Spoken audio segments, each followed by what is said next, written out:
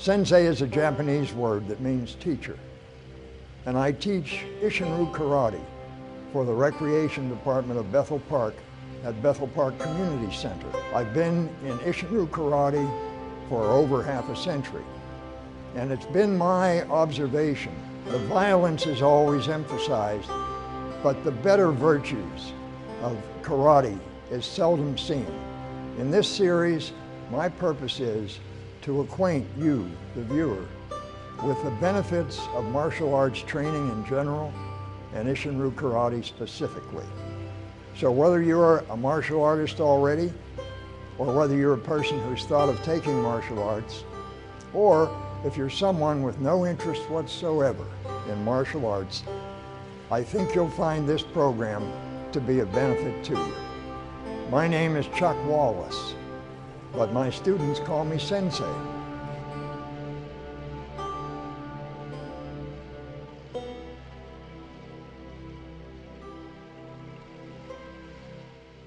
The purpose of this program is to introduce you to the martial arts in general and Isshin-Ryu Karate specifically, and to tell you about the benefits that are involved in training in the martial arts.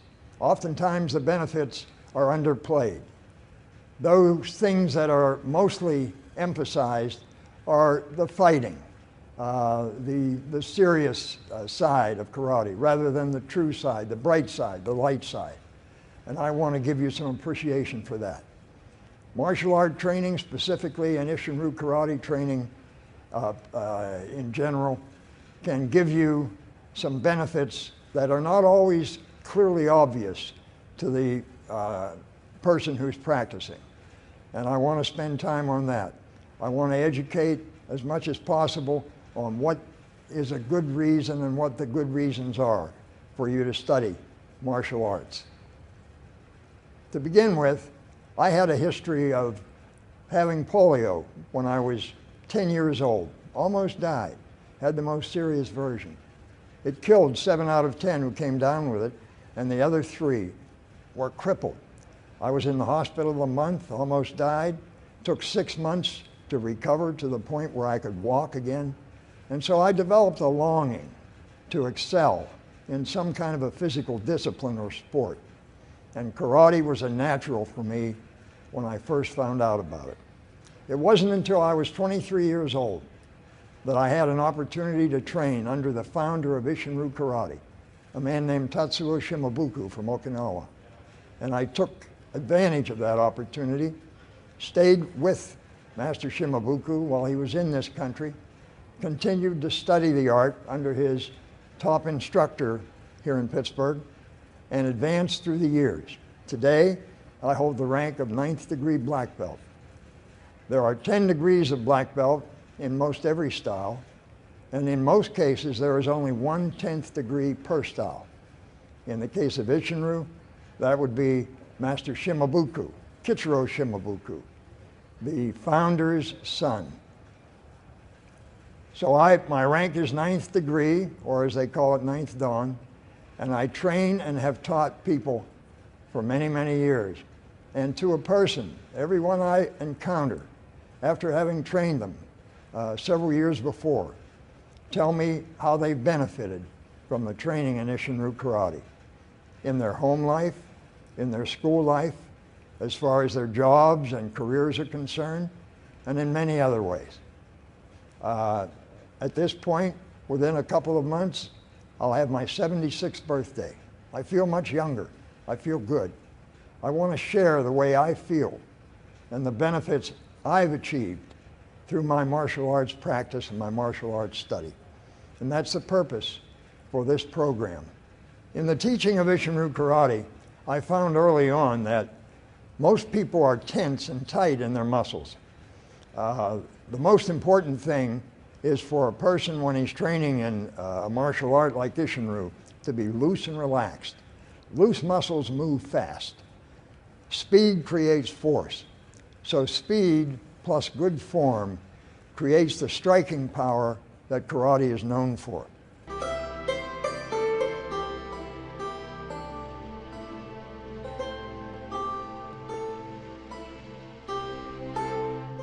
I want to show you first the three basic stances in Isshin-Ryu Karate. The first one is with the heels together and the feet fanned out. This is called the attention position. The Japanese word is kyatsuke. Kyatsuke is, as you see, heels together, feet fanned out. Then we step into the ready position. In the ready position, the feet are parallel and straight, about shoulder width apart. The weight is equally distributed on each foot.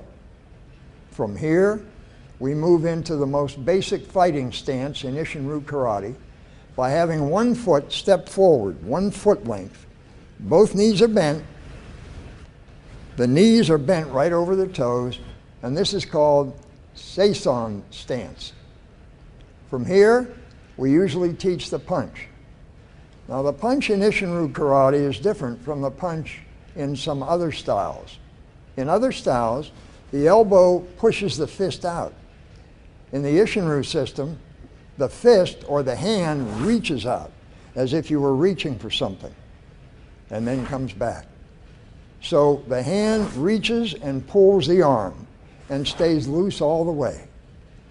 The important thing is being loose. To emphasize this looseness, I usually demonstrate to students that it's almost as if you were using an imaginary handsaw to saw wood. There's a loose and relaxed motion, and this is the action that you want to have when you learn the Isshin-Ryu punch. We'll have them do it with one hand, then we'll have them do it with the other. The target for the straight punch is the solar plexus of the opponent. So we can have the students punch at the solar plexus. As the one fist goes out, the other is retracted back to the hip. Then they can use this continuous action as using an imaginary handsaw. And this is how we teach the punch.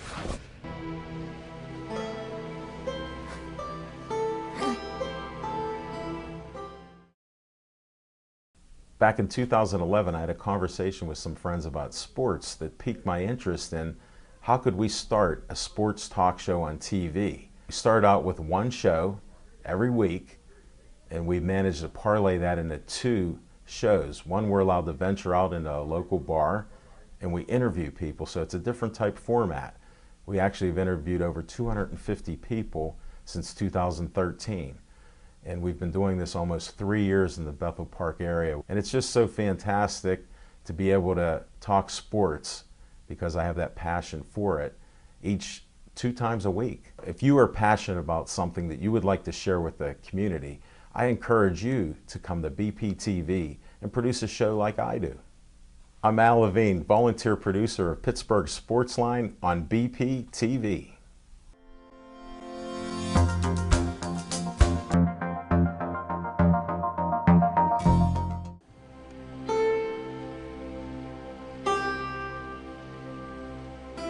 There are 2 basic charts in Isshin-Ryu Karate that form the basics of the style. Chart 1, of course, and Chart 2. Chart 1 consists of the upper body techniques: blocking, punching, and chopping. Chart 2, the lower body techniques: kicking and striking with the knee.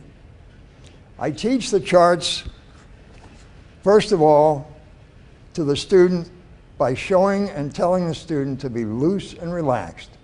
The first thing I teach is the bow, because Isshin-Ryu Karate is about respect. First and foremost, respect teacher to student, student to teacher, and both teacher and student respectful of the style. We bow from the waist with our hands at our sides. Then we put our hands here. The right hand is in a fist with the palm of the hand facing inward. The left hand is in front of the fist. The symbolism is that I, as an Isshin-Ryu practitioner, offer the open hand, the hand of friendship, to other people. But behind that open hand of friendship is the fist of Isshin-Ryu Karate. So if I'm attacked, I can defend myself. This symbolism is something that we want repeated every time we do Chart 1. down to here, step out an equal distance on each side of the middle, fist straight out and draw the elbow straight back. The fists are on the hips, the elbows are tucked in. Now we do number 1 on chart 1. It's right foot forward, right punch. We do it loose and relaxed. We step and punch, hold it out. We step, punch and retract, then back 2 steps to here. One more time on 1. We step and punch. Target is the solar plexus of the opponent. We step and punch, then back 2 steps. The next technique, or number 2, is right foot forward, right hand uppercut. The uppercut's a close-in technique. We step and uppercut. The elbow is drawn in. There's a straight line from the chin of the imaginary opponent, straight down the arm to the solar plexus of the person punching. We step and uppercut, and back to the original point. Again, step, uppercut. This technique is offensive and at the same time defensive because we're covering our own solar plexus as we do the uppercut strike. We step, uppercut, and back. 1, 2. Number 3, left foot forward, right punch. Step, punch. Step, punch, and back. 1, 2. The punching arm is extended only 95%. We don't extend all the way. As we pick up speed in later months as we go in our training, if we're straightening the arm all the way and locking the elbow, we could injure the elbow. So we keep a slight bend in the elbow. Step, punch. Step, punch, and back. 2 steps. Next is left foot forward, right hand uppercut. Step, uppercut. Step, uppercut, and back. 1, 2. Again, we step, uppercut. Step, uppercut, and back. 1, 2. At this point, we go into the blocking techniques. The first blocking technique is blocking a kick to the groin or the lower abdomen. The kick is coming. We step back to what we call the catch position. From the catch position, we drop down with our whole arm, blocking that kick with the bottom fist. Punch. We step back, block, punch. After we block the kick, the opponent falls forward and we punch him. Step back to here, block, punch. Step back to here, block, punch. And back up.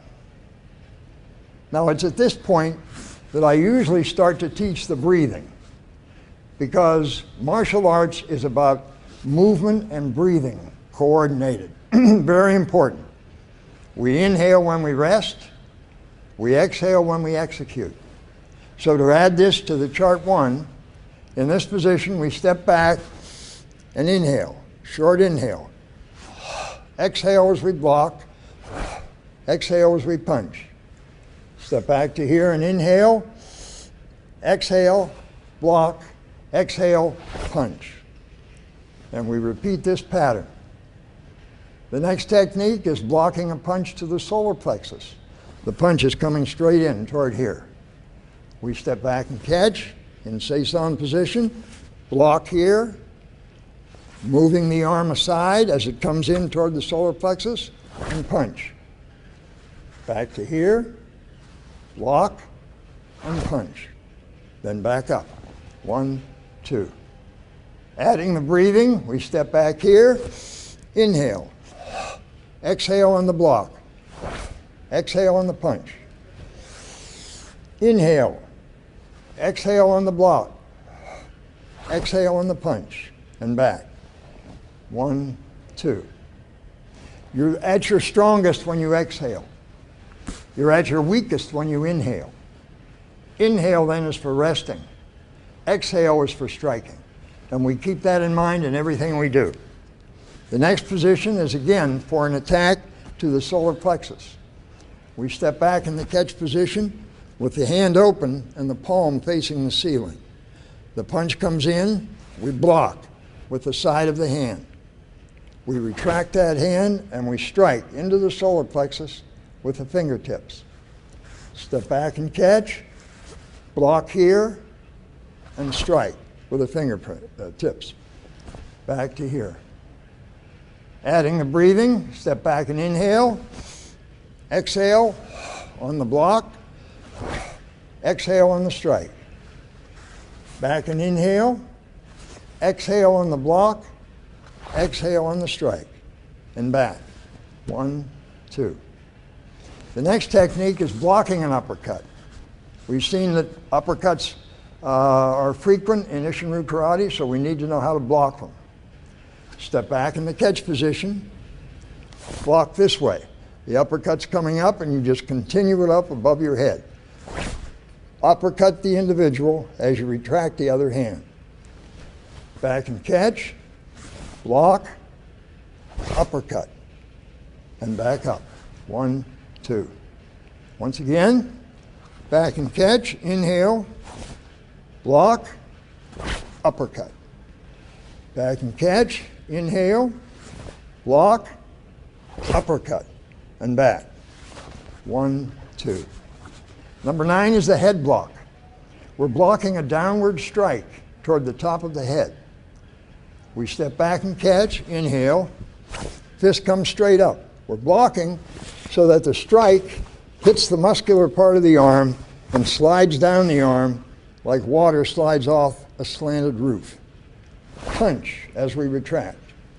Back and catch. Of course, we inhale, exhale on the block, exhale on the punch, and back 2 steps. One more. Back and catch, block, punch. Back and catch, block, punch, and back. 1, 2. The next one, we step back, punch is coming toward the head, we block it with the forearm, bridge of nose strike, and punch. Back and catch, blocking a punch to the face, bridge of nose strike, punch, and back. Again, inhale, strike, exhale on the strike, punch. Inhale, strike, punch. The next exercise is a practice in punching. We step forward and catch, we're crowding a kick, we block the kick, 1, 2, 3, 4, 5 punches. Step forward and catch, inhale, block the kick, 1, 2, 3, 4, 5 punches, and back. The next one, we're stepping in and crowding a punch. Block, 1, 2, 3, 4, 5. Step to here, block, 1, 2, 3, 4, 5, and back. The next technique is the first one where we do a chop. We step forward with the palm up, okay? Short chop. Twist the hand as we chop. The right hand comes up behind the ear, bring it around and chop to the edge of the neck. The other hand is retracted. Step forward to here, block. Left hand is up, chop, and back. We'll do that one again. Stepping forward, chop, twisting the wrist. Up to here, chop. Forward to here, chop. Left hand up, chop, and back. I might note here that the wrist is very significant in many of our Isshin-Ryu Karate techniques. In the open hand side block, we're twisting the wrist at the last second. We step back, twist the wrist, and that adds to the force of the blow. In the one we just did, where we're striking the bridge of the nose, we twist the wrist to strike. And that adds to the force. Twist the wrist to strike. On this technique, where we step forward, The palm is up, twist the wrist. The right hand comes up, twist the wrist at the last second. So the wrist is very significant. I like to call the wrist one of the hidden dynamics of Isshin-Ryu Karate. It's hidden in the sense it's not real obvious to many people. In the next technique, we're doing an across-the-body block. An attacker is stepping in and punching. We block, taking his punch to the outside, okay? The other blocks we had were inside blocks. This is an outside block. We come around, whip the punch in, come around, whip the punch in. We step forward, block across the body. Come around, whip the punch into his ribs, around, whip the punch into his ribs, and back. 1, 2. The last one on chart 1 is the bear hug break. As someone's approaching us to put a bear hug on, we step back and we drive the elbow back into his solar plexus while this arm, the front arm, comes up to knock aside the arms as they come over. We bring the fist straight up, change position, step back, strike on this side, and then back up. 1, 2. Since breathing is such an important part of Isshin-Ryu Karate, we do breathing exercises periodically to keep the breathing going throughout the entire procedure. From here, we step forward, exhale once, cross the arms. Exhale twice, cross the arms. Bring the feet together, inhale through the nose, and raise the chest. Step out to here, bend over, exhale once. Here, exhale twice. You leave 10% of the air in the lungs. You're exhaling 45% each on the 2 arm crosses. We come up here, inhale through the nose, and down to here, and bow. And that's chart 1. Chart 1 is the upper body techniques: punching, blocking, chopping, striking with the bridge of nose.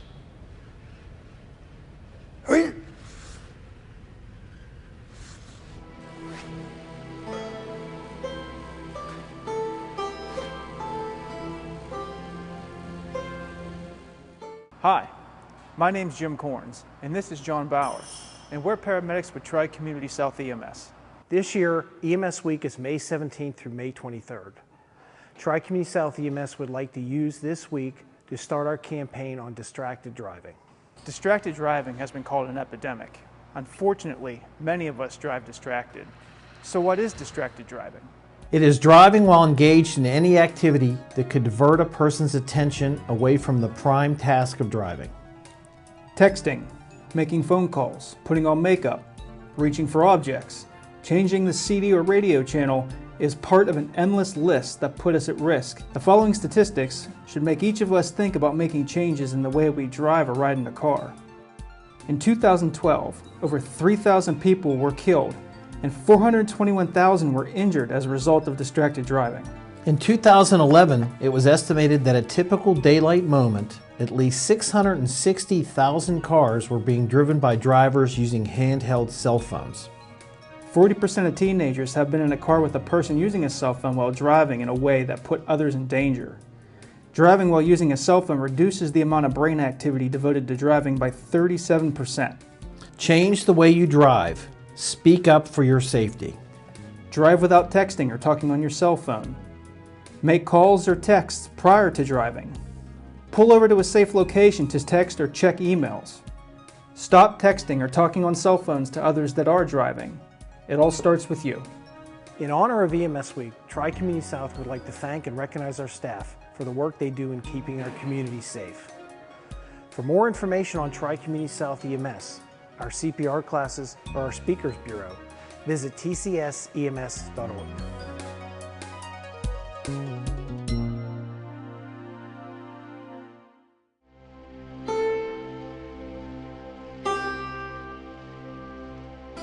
Breathing is a very important part of any martial art, and Isshin-Ryu Karate is no exception.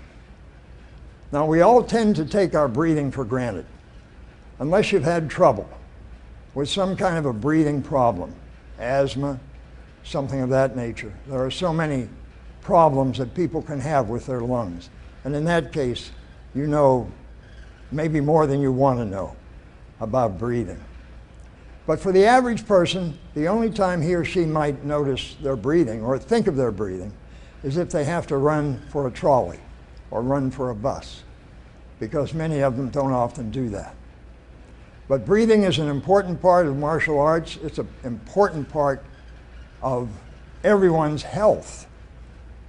Now, the Asian martial arts all feature breathing from the lower abdomen. For some strange reason, a lot of people in our society, the Western society, tend to be chest breathers. We're born as belly breathers. If you've ever watched a baby lying in its cradle or crib, the belly moves out and back. But somehow during our growing up stages, we advance from belly breathing to chest breathing. Belly breathing allows the diaphragm to drop. It allows you to take in more air. And in taking in more air, you're able to nourish more of the body with the oxygen that flows to the extremities. So belly breathing is the way to go. It takes some time, but it's necessary and important in martial arts training. The center of balance of the human body is believed by martial artists to be about 3 fingers below the navel. So they believe that you should breathe from there and you should move from there. And by breathing from there, you're going to have a greater capacity for your breathing. And since breathing drives the techniques that you have, the punches, the blocks, the chops, the kicks, and so forth, you're going to have a more powerful technique. Breathing is something we need to pay attention to from day one in martial arts.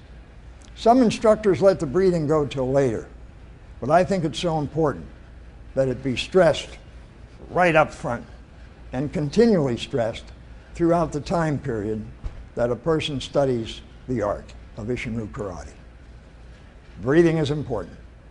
I want to thank everyone for viewing today. I hope you've gotten some benefit from it. I encourage you to continue to view this series. In the next series, in the next program, my plan is to show you Chart 2. Now, Chart 2 is the lower body techniques, the kicks and the knee strikes that we have in Isshin-Ryu Karate. It's an important part. Isshin-Ryu Karate is a balanced style. We use 50% upper body techniques and 50% lower body techniques. So I find that to be an important balance in your martial arts. So next time we will have Chart 2, and we'll also talk about some of the other benefits that we all can benefit from as martial artists or as non-martial artists alike. And in finishing, I just wanted to mention one thing about the martial arts, that the top karate master from Okinawa, a man named Gichin Funakoshi, has a famous quote.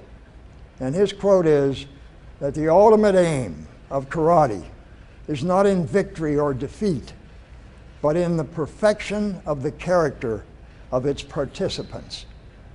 And that's something that all karate and martial artist people should keep in mind. Thank you for your attention, and we'll look forward to meeting with you next time. Thank you.